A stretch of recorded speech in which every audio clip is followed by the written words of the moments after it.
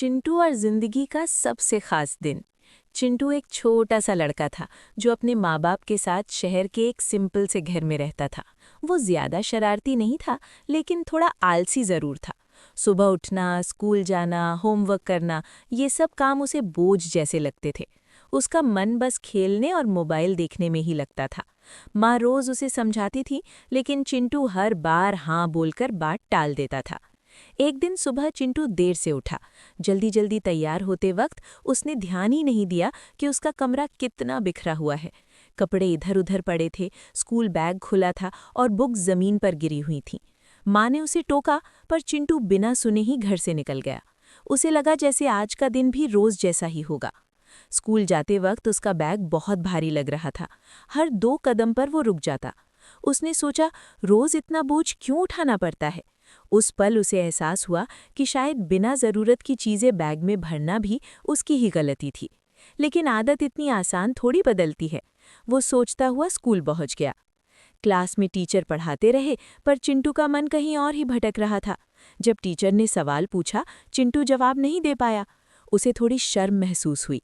उस दिन पहली बार उसे लगा कि अगर वो ध्यान नहीं देगा तो पीछे रह जाएगा। स्कूल छुट्टी होने पर वो चुपचाप घर की तरफ चल दिया। घर आकर चिंटू सीधा मोबाइल उठाकर गेम खेलने लगा। शुरू में उसे बहुत मजा आया, लेकिन थोड़ी देर बाद आंखें थकने लगी। गेम जीतने के बाद भी उसे खुशी महसूस नहीं हुई। मोबाइल बंद करके वो चुपचाप बैठ गया।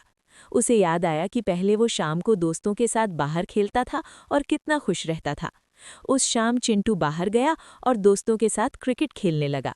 पसीना बहा, हंसना मजाक हुआ और दिल हल्का हो गया। उसे समझ आया कि असली खुशी चीज़ों में नहीं, पलों में होती है।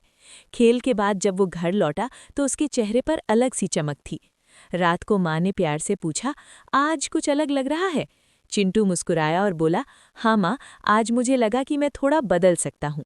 माँ ने उसके सर पर हाथ फेरा और कुछ नहीं बोली। अगली सुबह चिंटू टाइम पर उठा। उसने खुद से ब्रश किया, कपड़े पहने और अपना कमरा साफ किया। स्कूल बैग भी सिर्फ ज़रूरी चीज़ों से भरा। जब वो घर से निकला उसे बैग हल्का लगा और मन भी। रास्ते में उसे लगा जैसे हर चीज़ पहले से ज़्यादा अच्छी दिख रही हो।